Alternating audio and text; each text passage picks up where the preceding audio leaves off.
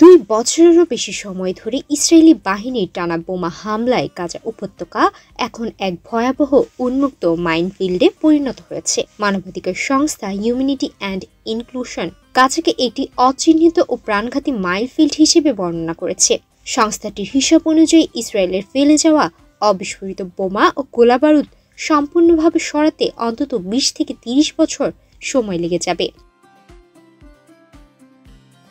জাতিসংঘের তথ্য অনুযায়ী চলমান সংঘাতে ইসরায়েলের ফেলে যাওয়া অবিস্ফোরিত বোমা বিস্ফোরণের ঘটনায় এখন পর্যন্ত 53 জন নিহত ও শতাধিক মানুষ আহত হয়েছেন। তবে প্রকৃত সংখ্যা এর চেয়ে অনেক বেশি হতে পারে বলে আশঙ্কা করছেন মানবাধিকার সংস্থাগুলো।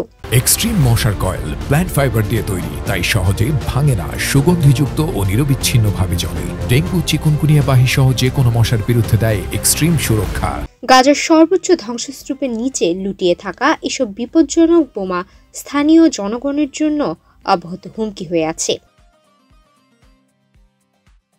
সম্প্রতি মার্কিন প্রেসিডেন্ট ডোনাল্ড ট্রাম্পের মধ্যস্থতায় যুদ্ধবিরতি কার্যকর হলেও গাজায় ধ্বংসস্তূপের নিচে থাকা অবিস্ফোরিত বোমা অপসারণের কাজ শুরু করা সম্ভব হয়নি। রাফা ক্রসিং সহ অন্যান্য সীমান্ত দিয়ে মানবিক ত্রাণ ও প্রয়োজনীয় সরঞ্জাম প্রবেশে বাধা দিচ্ছে ইসরায়েল। এর ফলে গাজায় পুনর্গঠন কার্যক্রমের পাশাপাশি বোমা নিয়ন্ত্রণকরণেও বড় বাধা তৈরি হয়েছে।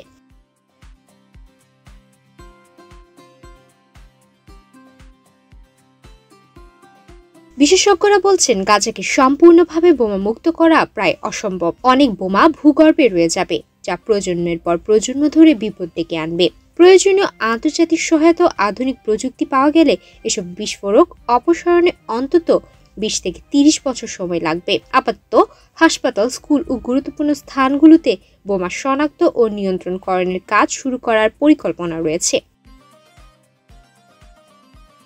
এদিকে জাতিসংঘের এক প্রতিবেদনে বলা হয়েছে, গাজা পুনর্গঠনের জন্য প্রয়োজন হবে প্রায় 6,700 কোটি মার্কিন ডলার। বর্তমানে গাজায় প্রায় 5,500 কোটি টন ধ্বংসস্তূপ পড়ে আছে, যা সরাতে আরও অন্তত 2,000 কোটি ডলার প্রয়োজন হবে। জাতিসংঘ আশা করছে মধ্যপ্রাচ্যের মুসলিম দেশগুলো ও আন্তর্জাতিক বিনিয়োগকারীরা পুনর্গঠনে বড় ভূমিকা রাখবে।